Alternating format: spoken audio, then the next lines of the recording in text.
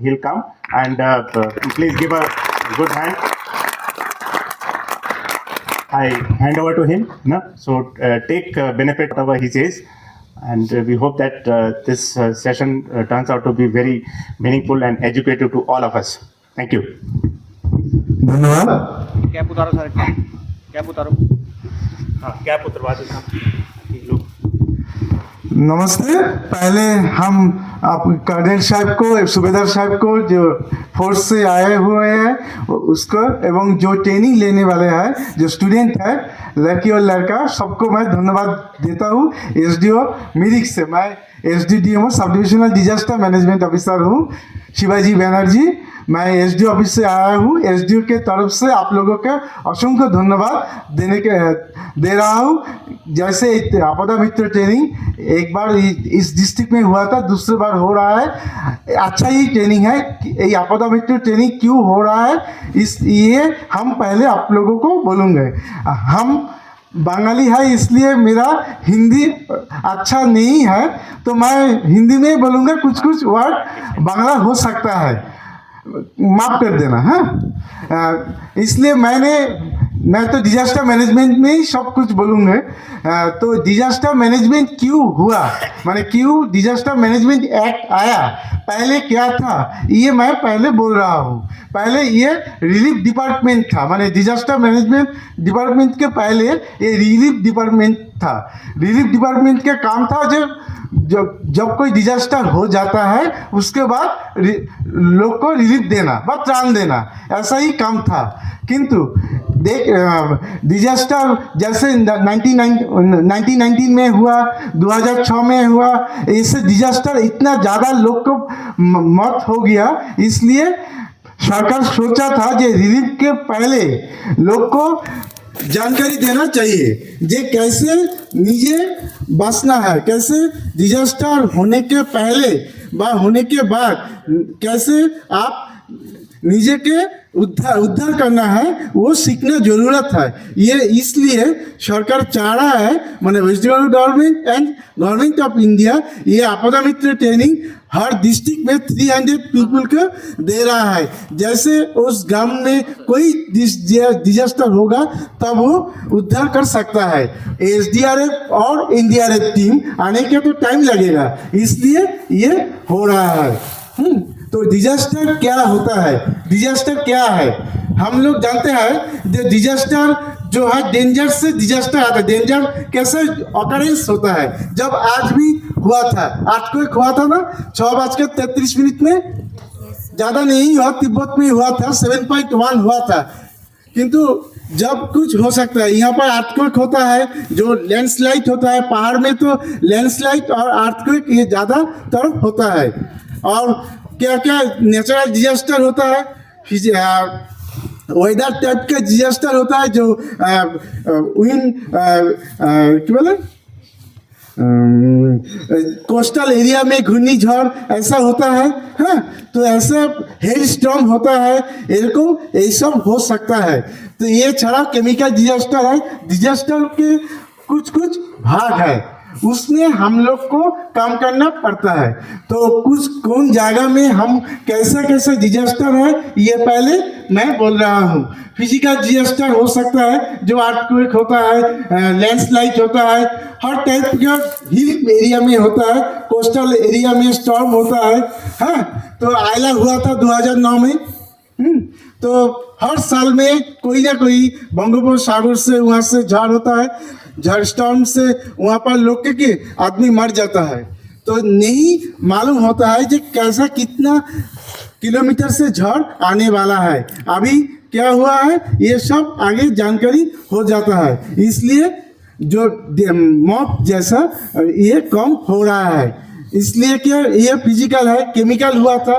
Chemical कब हुआ था, 1984 में हुआ था, भोपाल गैस दुर्घटना हुआ था। उसमें प्रचुर लोग, ज़्यादा लोग की मर गया था, क्योंकि उसमें यूनियन कार्बाइन जो गैस निकला वहाँ से जब तब मालूम ही नहीं था जो इतना डेंजर गैस वहाँ पर काम कर रहा है। केमिकल रिएक्शन वहाँ पर के में इंडस्ट्री था, इंडस्ट्री में जो गैस निकलने वाला है वो उसको मालूम ही नहीं था, इसलिए ज़्यादा लोग मर गया था। न्यूक्लियर डिजास्टर हो सकता है, हुआ था 1942 में, जापान में हुआ था ना। आप लोग समझ में आ रहा है मैं क्या बोल रहा हूँ? मेरा बांग्ला में बंगाली मीडियम का हूँ तो इसलिए हिंदी अच्छा नहीं है तो बोल रहा हूँ।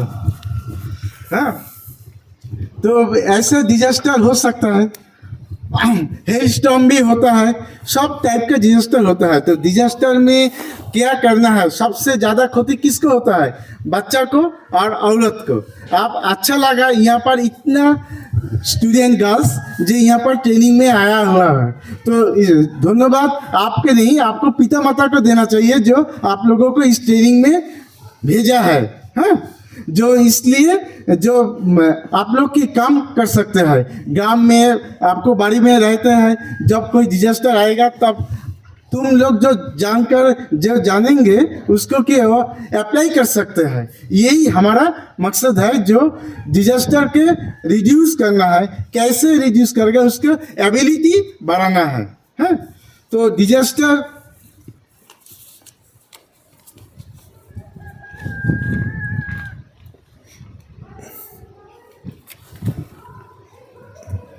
डिजास्टर का रिस्क फैक्टर क्या होता है? किसको डिजास्टर जैसा माने ज़्यादा होता है? डिजास्टर हमारा दुर्योग जैसा ये तो होता ही है, जो झड़ वृष्टि तूफान शराब हर बरस हर इंडिया में जे कोनो जगह में हो सकता है। तो वो डिजास्टर में डेंजर लोग कौन होता है उसको तो हमको पता होना चाहिए। जो बच्चा होता है, औरत होता है, प्रेग्नेंट मदर होता है, और जो ओल्ड एज पर्सन जब होता है वो सबसे डिजास्टर उसको ज़्यादा होता है, उसको रिस्क फैक्टर ज़्यादा होता है, क्योंकि वो एक जगह से और दूसरे जगह में जा नहीं सकते। तो इसलिए हम लोग क्या करते हैं, उस लोगों को जब यदि टीवी में कोई रिपोर्ट देता है तो अब क्या बोलता है, जे बच्चा 2 बच्चा और 3 औरत के साथ 7 लोग मर गया। तो इसलिए क्योंकि देखा जाता है जे औरत लोग, बच्चा और जो हैंडी फिजिकल चैलेंज पर्सन है वो लोग ज़्यादा मर जाता है ना।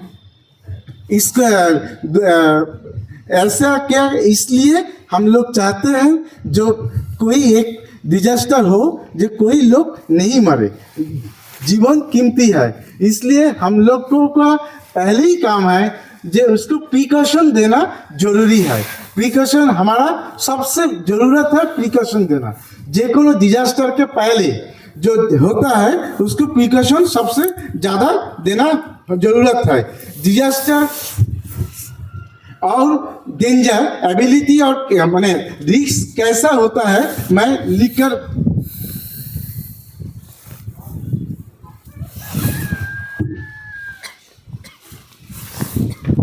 दोनों एक साथ में होता है। डिजास्टर और डेंजर होता है, और उसको कमाना कैसे होता है, जो एबिलिटी और कैपेबिलिटी व कैपेसिटी, ये कैपेसिटी और एबिलिटी ये हम जोड़ देते हैं। जिसको कैपेसिटी और एबिलिटी अच्छा होगा वो क्या होगा, उसको रिस्क कम होगा। तो हम तो डिजास्टर जहाँ पर लोग रहता है वहाँ पर तो डिजास्टर होगा ही। जो साउथ पोल में रहता है कोई नहीं रहता, वहाँ पर कोई डिजास्टर हो जाए तो किसी को कोई प्रॉब्लम नहीं होता है ना, वहाँ पर कोई आदमी नहीं रहता है।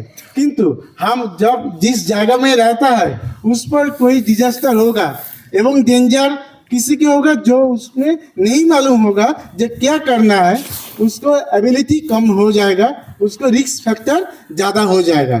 अभी सरकार चाह रहा है जो रिस्क फैक्टर जो है वो कमाना होगा, जितना कम होगा उतना ही लोग आदमी का माने मृत्यु ज़्यादा नहीं होगा। इसलिए जब सुनामी आया था, सुनामी जब हुआ था तब क्या हुआ, लोग को मालूम ही नहीं था जो सुनामी क्या था।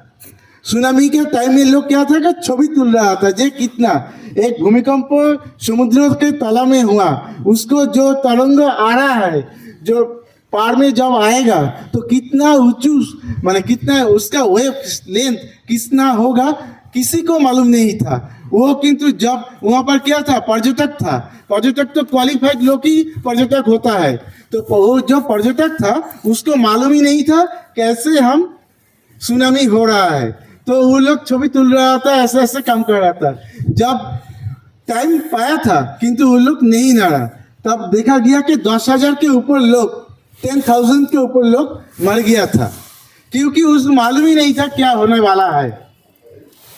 इसलिए आप आप क्या बोल रहा है कि एबिलिटी कैपेबिलिटी ये बढ़ाना है, इसके साथ अवेयरनेस। जेकुना आप जो स्टॉर्म जब होता है भाई, ये जैसे कुछ आ रहा है तब क्या कर रहा है, माइकिंग कर रहा है। कोस्टल एरिया में क्या कर रहा था, जब कोई लो प्रेशर आता है बंगोपसागर में, हम सैटेलाइट से तरफ जान जाते हैं 2-3 दिन पहले ही। इसलिए क्या करते हैं, 2-3 दिन से पहले हम लोग अलर्ट हो जाता है, जे 2 दिन के बाद वहाँ पर झड़ आने वाला है, उसका गतिवेग इतना स्पीड कितना होगा। तो इसलिए उस कोस्टल एरिया में जो लोग कच्चा घर में बा इतना जगह में जहाँ पर रहता है, उसको क्या करते हैं, हमारा क्या है, उस पर बिल्डिंग बना हुआ है, हाई स्कूल बा जो बिल्डिंग है, पक्का बिल्डिंग है, वहाँ पर शिफ्ट कर देते हैं, माइकिंग कर देते हैं। जो यहाँ पर नहीं रहना है, समुद्र में फिशरमैन को नहीं जाना है, क्योंकि जिसके मौत नहीं होगा। इसलिए ये सब कैपेबिलिटी हम लोग माने हमारा डिजास्टर मैनेजमेंट की तरफ से बढ़ा रहा है। तो ये सब रिस्क ही कम हो रहा है। अब पहले के आइला के टाइम में क्या था, तब मालूम ही नहीं था कि कितना स्पीड में झड़ आने वाला था। 125 किलोमीटर से वेग से स्टॉर्म आया था, लोग को मालूम ही नहीं था कि इतना स्पीड में आएगा। इसलिए तो आइला सबसे ज़्यादा क्षति, सुंदरबन के सबसे ज़्यादा क्षति हुआ था आइला के टाइम में। अभी किंतु इतना क्षति नहीं हो रहा है, क्योंकि लोग के तो मत नहीं हो रहा है और क्षति भी ज़्यादा नहीं हो रहा है। ऐसे ही हम लोग क्या कर रहा है, उसके एबिलिटी और कैपेबिलिटी व कैपेसिटी जो है बढ़ा रहा है। कैपेबिलिटी जो फैक्टर जो है ना, वो आस्ते आस्ते कम हो जाता है। यही हमारा मकसद है। इसलिए सरकार चाह रहा है जो डिजास्टर मैनेजमेंट के जो है स्कूल में एक बोई भी निकल है, जो 7-8 में एक बोई पढ़ाने के लिए बोला हुआ है। जो डिजास्टर जो हो रहा है ये एक सबको जानना जरूरत है। अर्थक्वेक के टाइम में क्या करना है, लैंडस्लाइड के टाइम में क्या करना है, उसके पहले क्या है, प्री पोस्ट फ्लड का टाइम में क्या करना है, ये सब बोल रहा है। हाँ, तो फ्लड होता है, फ्लड का टाइम में क्या होता है, जो नीचू जगह में होता है कि जल जम जाता है ना, तो फ्लड होने के उससे पहले लोग को क्या है ना, वहाँ से शिफ्ट करना है फ्लड सेंटर में। तो उसमें कौन सबसे पहले जगह में जाना है, महिला लोग, प्रेग्नेंट मदर, बच्चा और ओल्ड एज पर्सन और क्या फिजिकल चैलेंज पर्सन, उस लोगों को पहले उस जगह में शिफ्ट करना है, कारण वो लोग एक ताते एक जगह से एक जगह नहीं जा सकते हैं। तो इसलिए इस काम कौन करेगा, वहाँ पर का जो उस गांव का जो लोग है उसको ही तो वो मालूम होना चाहिए जो ये काम अब हमको ही करना है। जो हम तो आगे टीवी चैनल में बोल देता है जे यहाँ पर इतना बारिश हो रहा है, इतना सेंटीमीटर बारिश हो रहा है, ये तो हम जान जाते हैं। हाँ, तो इसलिए हमारा सबसे पहले काम है लोग को सुरक्षित जगह में लेकर जाना है। इसमें आप लोगों को जो यंग एज है 18 से 16 से 40 व 50 तक जो वयस्क जो लेडीज और जेंट्स है, वो क्या है, उसको उस जगह में जो एबिलिटी कम है उसको शिफ्ट कर देना है। तो इसमें आप लोगों को ही सबसे आगे बढ़ना है। इसलिए एक ट्रेनिंग आप लोगों के लिए कर रहा है, जो आपको मनोबल अच्छा है, आप लोग कर सकते हैं ये काम। यंग लोग तो सबसे ज़्यादा काम कर सकता है ना, तो इसलिए आप लोगों को ये काम करना होगा निजे परिवार के लिए, और दूसरे जो आपको नाइबर जो है उसको ही शिफ्ट करना है। ये काम आपको करना पड़ेगा, इसलिए आप लोगों को ये सब ट्रेनिंग दे रहा है। तो फ्लड होता है। फ्लड के टाइम में और क्या क्या करना चाहिए? जो वैल्यूएबल जिनिस है, माने आपको जो आप लोग पढ़ाशोना करता है, एडमिट कार्ड टाइप होता है ना, वोटर कार्ड, बैंक का बोई, ये सब की सुरक्षित जगह में एक प्लास्टिक में भरकर रखना है। तो जब हम बारिश से और कोई जगह फ्लड शेल्टर में शिफ्ट होंगे तब क्या है, वो सब लेकर ही जाना चाहिए, क्योंकि वो एक बार नष्ट हो जाए तो दूसरे बार करना कितना दिन नष्ट हो जाएगा ना। तो आप लोगों को क्या, जो लोग यही काम करना है, तो वो नष्ट होने के बाद वो सब ऑफिस में जाने के बाद डुप्लीकेट बार करना से उसको जो वर्क करता है उसको क्या होता है, नष्ट हो जाएगा। मैंडेस माने हम एक इसे लेबर है, एक दिन काम करेंगे तो 400 या 500 रुपया पाएंगे। तो फ्लड के टाइम में हमारा सब नष्ट हो गया। तो ये आप डुप्लीकेट बार करने के लिए ऑफिस में जाना पड़ेगा, एक ऑफिस, दो ऑफिस, रेशन कार्ड का ऑफिस, वोटर कार्ड का ऑफिस, बैंक के डुप्लीकेट सब बार करने के लिए आपको क्या करना पड़ेगा, 7-10 दिन जाना पड़ेगा। तो इसलिए 7-10 दिन में क्या होगा,